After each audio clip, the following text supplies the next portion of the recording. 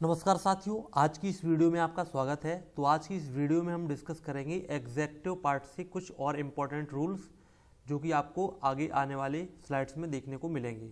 तो इससे पहले मैंने एडजेक्टिव की कुछ और वीडियोस बनाए हैं, उनको आप चैनल की प्लेलिस्ट में जाकर देख सकते हैं। तो चलिए शुरू करते हैं आज का वीडियो। तो देखिए यहाँ पर आज एडजेक्टिव की स्लाइड का फर्स्ट यहाँ पर रूल दिया गया है, डबल कंपैरेटिव या फिर डबल सुपरलेटिव डिग्री का प्रयोग वाक्य में नहीं करना चाहिए। इसका मतलब ये है कि किसी भी सेंटेंस में जैसे कोई कंपैरेटिव डिग्री दी गई है उसको दो बार नहीं लिखना है, केवल एक ही बार लिखना है। इसी प्रकार से डबल सुपरलेटिव डिग्री भी यूज नहीं करनी है कि एक ही बार आपको उसका प्रयोग करना होगा। जैसे यहाँ पर देखिए दिया गया है, he is the most strongest boy of this class. अब यहाँ पर हम देखते हैं कि वह क्लास का सबसे मजबूत लड़का है। अब यहाँ पर स्ट्रॉन्गेस्ट, स्ट्रॉन्ग में EST जोड़कर सुपरलेटिव डिग्री बनाई गई है, साथ ही साथ उसके पहले मोस्ट भी लगा है। तो सुपरलेटिव डिग्री को दो प्रकार से बनाया गया है, ठीक है। तो डबल सुपरलेटिव डिग्री यहाँ पर यूज हुई है, तो उसको सही किया जाएगा, केवल एक ही बार लिखा जाएगा और एक ही तरीके से लिखा जाएगा। तो ये हो जाएगा he is the strongest boy. यहाँ पर मोस्ट का प्रयोग अब नहीं होगा, क्या हो जाएगा, he is the strongest boy of this class. अब ये सही है, ठीक है। मोस्ट लगाने पर वो दो बार सुपरलेटिव डिग्री बन जाता है, ठीक है। चलिए एक बार और देखते हैं, Ram is more visor then her sister, कि राम अपनी सिस्टर से ज़्यादा वाइजर है, ठीक है, बुद्धिमान है। अब यहाँ पर हम क्या देखते हैं कि वाइज, WISE, तो वाइज में ER जोड़ने पर यानी वाइजर जब लिख जाता है तो कंपैरेटिव डिग्री ऑलरेडी बन जाता है। तो उसके पहले मोर लगाकर दोबारा कंपैरेटिव डिग्री नहीं बनाना चाहिए। तो यहाँ पर डबल कंपैरेटिव डिग्री का प्रयोग किया गया है। तो उसको सही करके क्या लिखा है, Ram is visor then her sister, यानी कि यहाँ पर मोर का प्रयोग हटा लिया गया है, केवल वाइजर लिखा गया है, तब ये सही है। तो इस रूल का सार ये है कि किसी भी सेंटेंस में दो बार सुपरलेटिव या कंपैरेटिव डिग्री का प्रयोग नहीं करना चाहिए और आपको इस बात को ध्यान रखना है। चलिए आगे देखते हैं। यहाँ पर नेक्स्ट रूल है, प्रीफर तथा प्रीफरेबल स्वयं कंपैरेटिव डिग्री है, यानी कि ये जो दोनों वर्ड हैं किसी भी सेंटेंस में जब आएंगे तो ये ऑलरेडी तुलना का भाव व्यक्त करेंगे। तो अगर ये दोनों शब्द तुलना का भाव व्यक्त करते हैं तो इसके बाद कोई भी अन्य कंपैरेटिव डिग्री का कोई शब्द नहीं लगाना चाहिए, ठीक है, क्योंकि ये खुद ही कंपैरेटिव डिग्री के वर्ड हैं।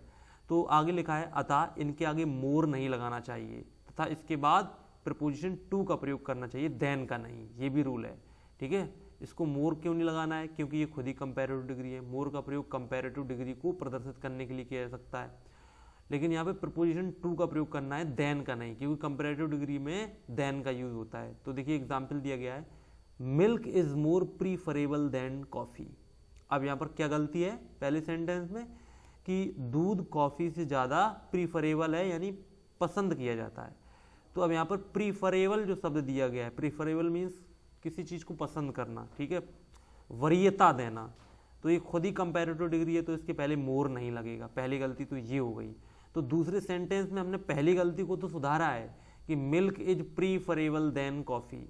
तो यहाँ पे कंपैरेटिव डिग्री को दो बार से घटाकर एक बार लिखा गया है, लेकिन यहाँ पे देन लगाया गया है, जो कि गलत है। प्रीफर या प्रीफरेबल के बाद टू लगता है, तो ये लास्ट में तीसरा सेंटेंस सही करके लिखा गया है, milk is preferable to coffee, ये सही होगा, ठीक है। चलिए एक और एग्जाम्पल है, I prefer more walking than running. मैं रनिंग की अपेक्षा वॉकिंग यानी कि टहलने को ज़्यादा प्रीफर करता हूँ, उसको वरीयता देता हूँ, पसंद करता हूँ। तो अब देखिए, I prefer walking than running. अब पिछले वाले सेंटेंस में मोर लगा था, प्रीफर के साथ मोर लगा था, जो कि गलत था, क्योंकि प्रीफर खुद ही कंपैरेटिव डिग्री है, तो उसके आसपास हमें मोर नहीं लगाना है। तो I prefer walking than running, यहाँ पे मोर का यूज नहीं होगा, राइट। अब यहाँ पर हम क्या देखते हैं कि वॉकिंग के बाद देन का यूज किया गया है, जो कि गलत है। तो सही करके क्या लिखा है, I prefer walking to running. अब यहाँ पे हमने देन नहीं लगाया, यहाँ पे टू का प्रयोग किया है, जो कि आपका अब सही हो गया है, राइट। तो आई होप आपको ये रूल समझ में आया होगा। चलिए देखते हैं नेक्स्ट। यहाँ पर है, यदि किसी वाक्य में कई एडजेक्टिव को एंड से जोड़ा जाए, ठीक है, तो हमें ध्यान रखना चाहिए कि वे सभी एडजेक्टिव एक ही डिग्री में होने चाहिए। तो जो भी एडजेक्टिव होंगे वो एक ही डिग्री में होंगे। जैसे किसी सेंटेंस में अगर पॉजिटिव डिग्री का यूज किया जा रहा है तो दोनों पॉजिटिव होंगे, सुपरलेटिव का होगा तो दोनों सुपरलेटिव। जैसे यहाँ पर एग्जाम्पल दिया गया है, king Vikramaditya was the wisest and नोबलर king of his time. जो किंग विक्रमादित्य थे वो अपने समय के बहुत ही बुद्धिमान और नोबलर यानी कि आदर्श राजा थे। अब यहाँ पर हम क्या देखते हैं कि उनकी दो गुणों की बात की गई, एक तो वाइज और एक नोबल। अब वाइजेस्ट सुपरलेटिव डिग्री है और नोबलर कंपैरेटिव डिग्री है, तो दोनों डिग्री अलग अलग नहीं हो सकती हैं। एक ही डिग्री में उनके किसी भी एक दोनों गुणों को एक ही डिग्री में प्रदर्शित करना होगा। तो अब सही क्या करके लिखा गया है, king Vikramaditya was the wisest and noblest. नोबलर की जगह पे नोबलेस्ट। अभी देखिए वाइजेस्ट एंड नोबलेस्ट, अब दोनों डिग्री सुपरलेटिव हो गई हैं, अब कोई प्रॉब्लम नहीं होगा, ठीक है। तो king Vikramaditya was the wisest and noblest king of his time, अब ये सही है, अब दोनों सुपरलेटिव हैं। पिछली वाली ऊपर वाली सेंटेंस में अलग अलग डिग्री थी, ठीक है। चलिए यहाँ पर देखते हैं नेक्स्ट एग्जाम्पल दिया गया है, Akbar was the wiser and great king. अब यहाँ पर फिर से गलती है, अकबर वाइजर भी किंग था और ग्रेट किंग था। वाइजर कंपैरेटिव डिग्री है और ग्रेट पॉजिटिव डिग्री है, तो इसको एक ही डिग्री में लिखना होगा। तो Akbar was a wise, wiser का क्या कर दिया गया, वाइज पॉजिटिव डिग्री में, एंड ग्रेट किंग, ये अब सही हो गया। अब दोनों वाइज और ग्रेट पॉजिटिव डिग्री में, ठीक है। तो ये आप ध्यान रखेंगे। आप ये सोच सकते हैं कि इस सेंटेंस को हमने दोनों को कंपैरेटिव डिग्री में क्यों नहीं रखा। वो इसलिए नहीं रखा क्योंकि अकबर की किसी से तुलना नहीं हो रही है, इसलिए हम कंपैरेटिव डिग्री का यूज़ नहीं करेंगे, हम पॉजिटिव डिग्री का यूज़ करेंगे, राइट। चलिए आगे यहाँ पर नेक्स्ट रूल देखते हैं। सामान्यतः कंपैरेटिव डिग्री के आगे द का प्रयोग नहीं होता है, ठीक है। सुपरलेटिव के पहले द लगता है, लेकिन कंपैरेटिव डिग्री के पहले द नहीं लगता है, ठीक है। लेकिन जब वाक्य में वे दोनों व्यक्ति ना दिए गए हों जिनके मध्य तुलना की गई है, तो हम कंपैरेटिव डिग्री के आगे भी आर्टिकल द का प्रयोग करते हैं। और ऐसे जो सेंटेंस होते हैं वो वन ऑफ द टू के साथ यूज किए जाते हैं, ऑफ द टू उसमें लगा हुआ। तो देखिए यहाँ पर एग्जाम्पल दिया गया है, boys are the stronger than girls. ये गलत है क्योंकि स्ट्रोंगर कंपैरेटिव डिग्री है, उसके पहले द का प्रयोग नहीं लगेगा, ठीक है। Boys are stronger than girls सही होगा नॉर्मली, ठीक है। लेकिन रूल क्या कहा गया है, वो अलग रूल है कि जब दो व्यक्तियों की तुलना हो रही है और दोनों व्यक्ति ना दिए गए हों और ऑफ द टू फ्रेज का प्रयोग किया जाता है इसमें, जैसे Rakesh is whether of the two students, तो ये गलत है, ठीक है। क्यों गलत है, क्योंकि ऑफ द टू का अगर यूज किया गया है तो कंपैरेटिव डिग्री पहले द लगता है। तो सही करके लिखा गया है, Rakesh is the wiser of the two students. Of the two, देखिए यहाँ पर ये चीज़ ध्यान रखेंगे कि जब भी ये रूल आएगा तो ऑफ द टू लगा मिलेगा।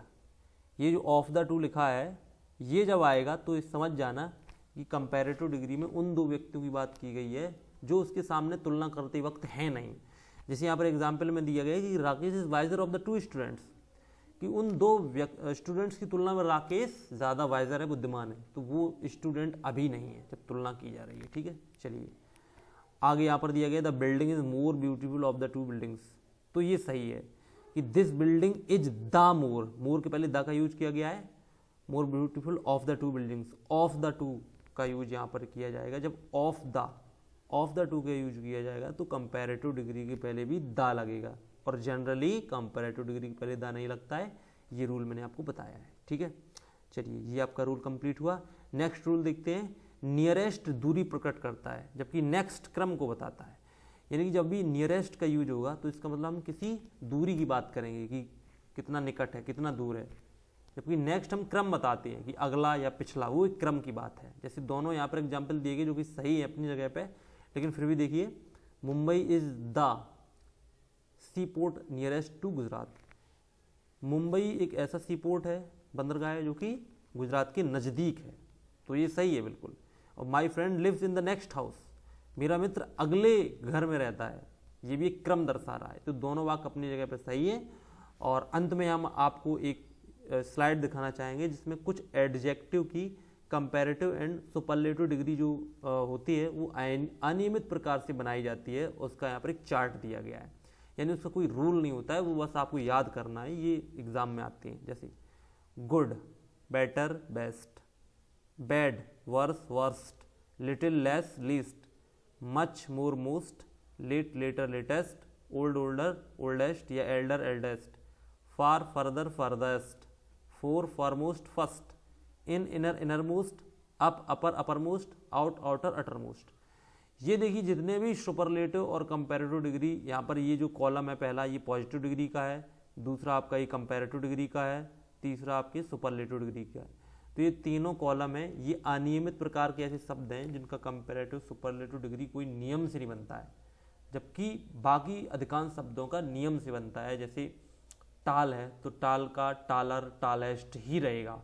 ER और EST के द्वारा कंपैरेटिव सुपरलेटिव डिग्री बनेगी, और इसके पहले मोर या मोस्ट करके सुपरलेटिव कंपैरेटिव डिग्री नहीं बनाएंगी, क्योंकि इसका एक रूल होता है। लेकिन ये शब्द आपको अलग से ध्यान रखने होंगे, तो जो कि मैंने आपको चार्ट के माध्यम से यहाँ पे प्रोवाइड किए हैं। तो एडजेक्टिव का ये चैप्टर समाप्त हुआ, जिसमें हमने एडजेक्टिव के सारे रूल्स कवर कर लिए। 3 वीडियो के माध्यम से हमने आपको एडजेक्टिव के सभी रूल्स को क्लियर कराया है। तो अब आगे आपको एडजेक्टिव की एक्सरसाइज मिलेगी, जिसमें कुछ क्वेश्चंस को हम लोग सॉल्व करेंगे। ठीक है, तो मिलते हैं नेक्स्ट वीडियो में, तब तक के लिए नमस्कार।